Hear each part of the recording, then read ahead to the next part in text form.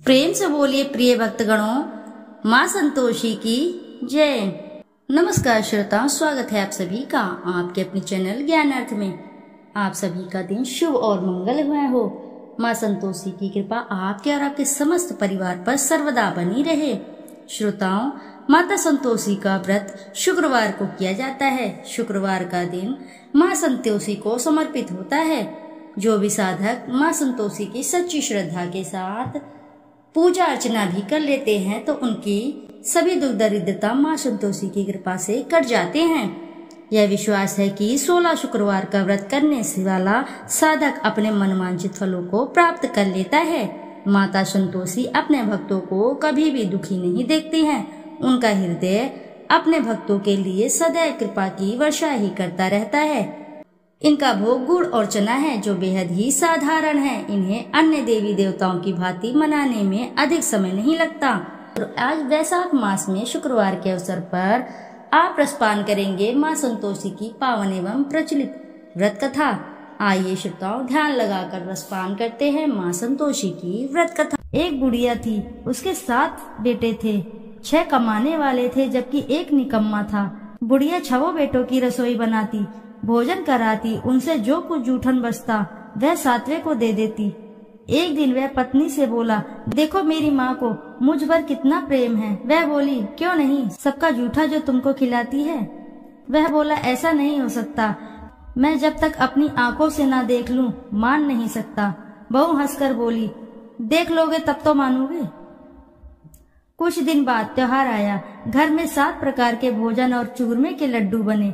यह सब जांच करने के लिए सिर दुखने का बहाना कर पतला वस्त्र सिर पर ओढ़े रसोई घर में सो गया। वह कपड़े में से सब देखता रहा। 6 भाई भोजन करने आए। उसने देखा माँ ने उनके लिए सुंदर आसन बिछाकर नाना प्रकार की रसोई परोसी और आग्रह करके उन्हें जमाया। वह देखता रहा। 6 भोजन करके उठे तब माँ ने उनकी जूठी थालियों में से लड्डुओं के टुकड़े उठाकर एक लड्डू बनाया। जूठन साफ कर बुढ़िया माँ ने उसे पुकारा, बेटा 6 भाई भोजन करके चले गए, अब तू ही बाकी है, अब तू कब खाएगा। वह कहने लगा, माँ मुझे भोजन नहीं करना, मैं अब परदेश जा रहा हूँ। माँ ने कहा, कल जाता है सो आज ही चला जा। वह बोला, हाँ आज ही चला जा रहा हूँ। यह कहकर वह घर से निकल गया। 7वें बेटे को परदेश जाते समय पत्नी की याद आ गई। वह गौशाला में कंडे उपले थाप रही थी। वहां जाकर बोला, अब हम जावे परदेश, आवेंगे कुछ काल, तुम रहियो संतोष से धर्म अपनो पाल। वह बोली, जाओ पिया आनंद से, हमरो सोच हटाए, राम भरोसे हम रहे, ईश्वर तुम्हें सहाय। 2 निशानी आपन देख धरू में धीर, सुधी मती हमारी, बिसारियो रखियो मन गंभीर। वह बोला, मेरे पास तो कुछ नहीं, यह अंगूठी है सो ले ले और अपनी कुछ निशानी मुझे दे। वह बोली, मेरे पास क्या है, यह गोबर भरा हाथ। यह कहकर उसकी पीठ पर गोबर के हाथ की थाप मार दी। वह चल दिया। चलते चलते दूर देश पहुंचा। वहां एक साहूकार की दुकान थी। वहां जाकर कहने लगा, भाई मुझे नौकरी पर रख लो। साहूकार को जरूरत थी। बोला, रह जा। लड़के ने पूछा, तनख्वाह क्या दोगे। साहूकार ने कहा, काम देखकर दाम मिलेगा। साहूकार की नौकरी मिली। वह सुबह 7 बजे से 10 बजे तक नौकरी बजाने लगा। कुछ दिनों में दुकान का सारा लेन देन, हिसाब किताब, ग्राहकों को माल बेचना, सारा काम करने लगा। साहूकार के साथ 8 नौकर थे। वे सब चक्कर खाने लगे। यह तो बहुत होशियार बन गया। सेठ ने भी काम देखा और 3 महीने में ही उसे आधे मुनाफे का हिस्सेदार बना लिया। वह कुछ वर्ष में ही नाबी सेठ बन गया और मालिक सारा कारोबार उस पर छोड़कर चला गया।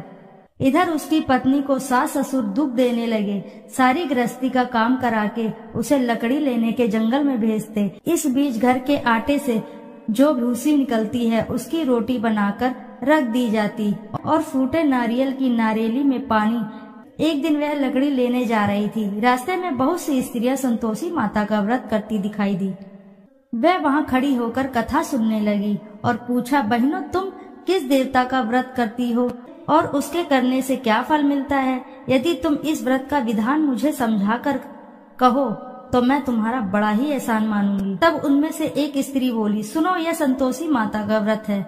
इसके करने से निर्धनता दरिद्रता का नाश होता है और जो कुछ भी मन में कामना हो वह सब संतोषी माता की कृपा से पूरी होती है।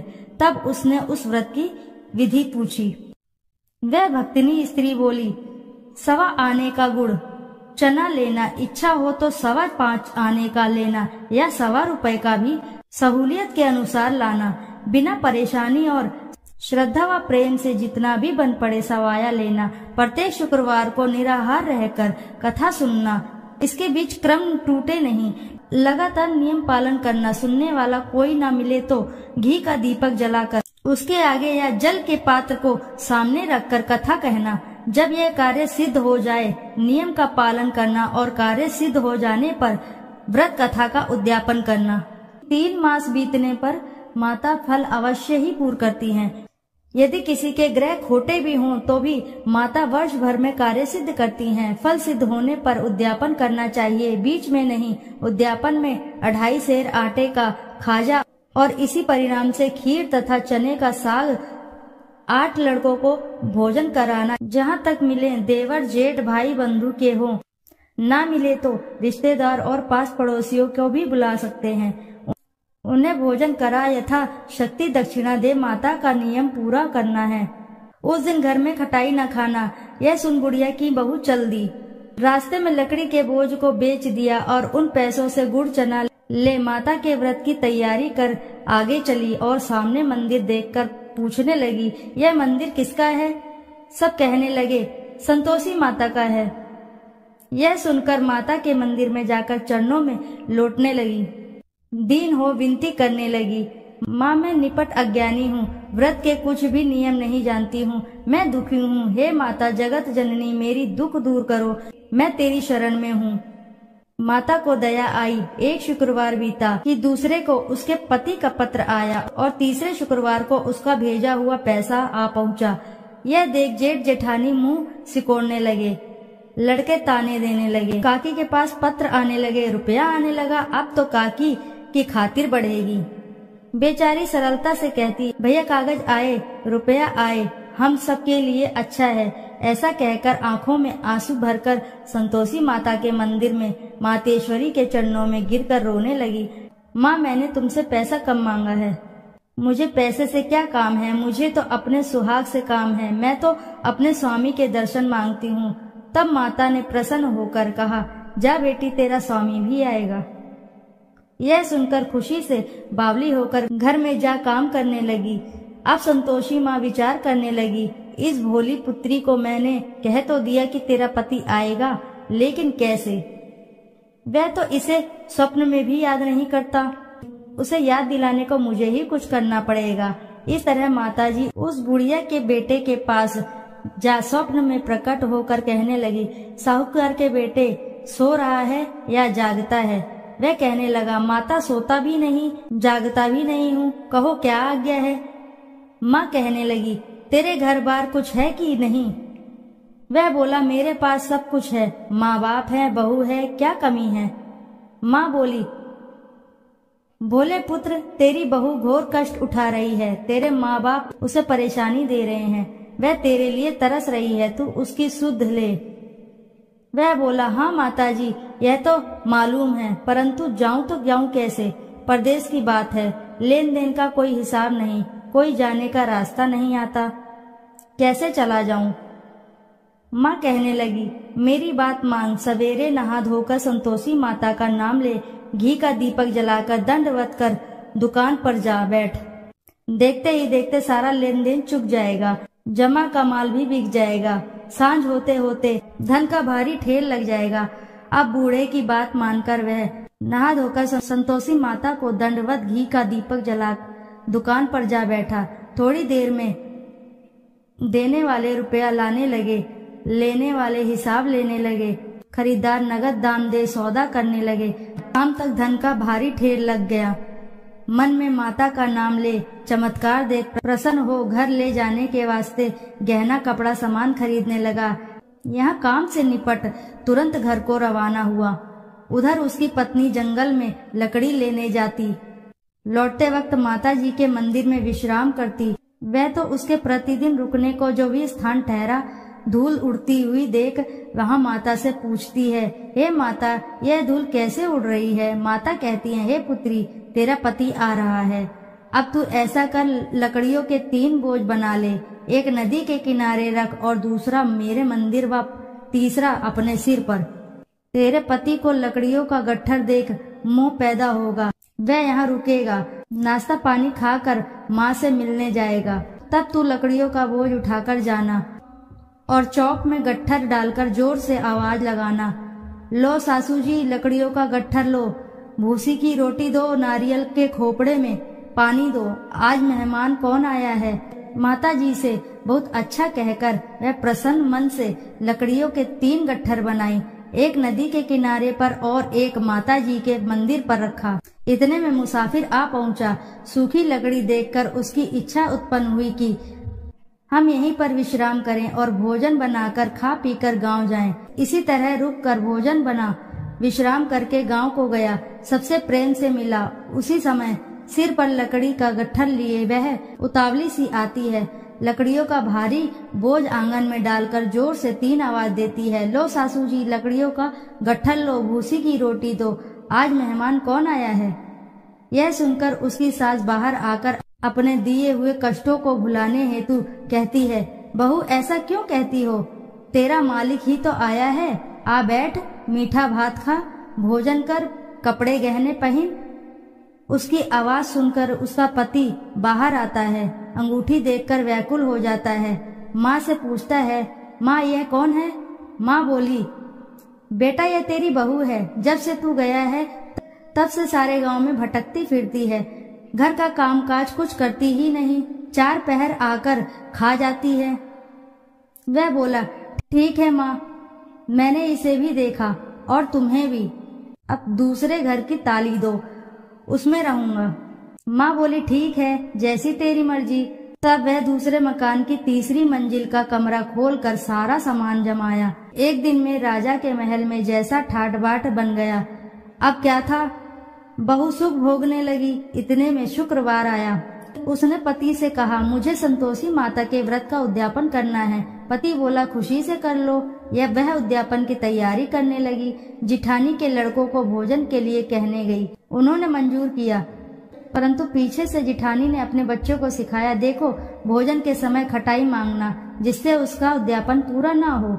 लड़के खाने आए, खीर खाना पेट भर खाया, परंतु बाद में खाते ही कहने लगे, हमें खटाई दो, खीर खाना हमको नहीं भाता, देखकर आरुचि होती है। वह कहने लगी, भाई खटाई किसी को नहीं दी जाएगी, यह तो संतोषी माता का प्रसाद है। लड़के उठ खड़े हुए, बोले, पैसे लाओ। बोली बहू कुछ जानती नहीं थी, उन्हें पैसे दे दिए। लड़के उसी समय हट करके इमली खटाई ले खाने लगे। यह देखकर बहू पर माता जी ने कोप किया। राजा के दूत उसके पति को पकड़कर ले गए। जेठ जेठानी मनमाने वचन कहने लगे, लूट लूट कर धन इकट्ठा कर लाया है, अब सब मालूम पड़ जाएगा, जब जेल की मार खाएगा। बहू से यह सहन नहीं हुए। माता संतोषी से मांगी माफी। रोती हुई माता जी के मंदिर गई। कहने लगी, हे माँ, तुमने क्या किया। हंसाकर अब भक्तों को रुलाने लगी। माता बोली, बेटी तूने उद्यापन करके मेरा व्रत भंग किया। वह कहने लगी, माता मैंने कुछ अपराध किया है, मैंने तो भूल से लड़कों को पैसे दे दिए थे, मुझे क्षमा करो, मैं फिर तुम्हारा उद्यापन करूंगी। माँ बोली, अब भूल मत करना। वह कहती है, अब भूल नहीं होगी। अब बतलाओ वे कैसे आएंगे। माँ बोली, जा पुत्री, तेरा पति तुझे रास्ते में आता मिलेगा। वह निकली, राह में पति आता मिला। वह पूछी, कहाँ गए थे। वह कहने लगा, इतना धन जो कमाया है उसका टैक्स राजा ने मांगा था, वह भरने गया था। वह प्रसन्न हो बोली, भला हुआ, अब घर चलो। कुछ दिन बाद फिर शुक्रवार आया। फिर किया व्रत का उद्यापन। वह बोली, मुझे फिर से माता का उद्यापन करना है। पति ने कहा, करो। बहू फिर से जेठ के लड़के को भोजन को कहने गई। जेठानी ने 1-2 बातें सुनाई और सब लड़कों को सिखाने लगी, तुम सब लोग पहले ही खटाई मांगना। लड़के भोजन से पहले कहने लगे, हम खीर नहीं खानी, हमारा जी बिगड़ता है, कुछ खटाई खाने को दो। वह बोली, खटाई किसी को नहीं मिलेगी, आना हो तो आओ। वह ब्राह्मण के लड़के को लाकर भोजन कराने लगी। यथाशक्ति दक्षिणा की जगह एक एक फल उन्हें दिया। संतोषी माता प्रसन्न हुई। माता की कृपा होते ही 9वें मास में उसके चंद्रमा के समान सुंदर पुत्र प्राप्त हुआ। पुत्र को पाकर प्रतिदिन माता जी के मंदिर को जाने लगी। माँ ने सोचा, यह रोज आती है, आज क्यों न इसके घर चलूं। यह विचार कर माता ने भयानक रूप बनाया। गुड़ चने से सना मुख, ऊपर सूंड के समान होठ, उस पर मक्खियां भिन्न भिन्न कर रही थी। देहली पर पैर रखते ही उसकी सास चिल्लाई, देखो रे, कोई चुड़ैल डाकिन आ रही है, लड़को इसे भगाओ, नहीं तो किसी को खा जाएगी। लड़के भगाने लगे, चिल्लाकर खिड़की बंद करने लगे। बहू रोशनदान में से देख रही थी। प्रसन्नता से पगली बन चिल्लाने लगी, आज मेरी माताजी मेरे घर आई हैं, वह बच्चे को दूध पीने से हटाती है। इतने में सास का क्रोध फटा। वह बोली, क्या उतावली हुई है, बच्चे को पटक दिया। इतने में माँ के प्रताप से लड़के ही लड़के नजर आने लगे। वह बोली, माँ, मैं जिसका व्रत करती हूँ यह संतोषी माता है। सबने माताजी के चरण पकड़ लिए और विनती करने लगे, हे माता, हम मूर्ख अज्ञानी हैं, तुम्हारे व्रत का विधि विधान हम नहीं जानते। व्रत भंग कर हमने बड़ा अपराध किया है। जग माता, आप हमारा अपराध क्षमा करो। इस प्रकार माता प्रसन्न हुई। बहू को प्रसन्न होकर जैसा फल दिया वैसा माता सबको फल दे। जो पढ़े उनका मनोरथ पूर्ण हो, सभी की मनोकामनाएं पूर्ण हो, सभी के कार्य बनते चले जाएं। बोलो जय संतोषी माता की जय।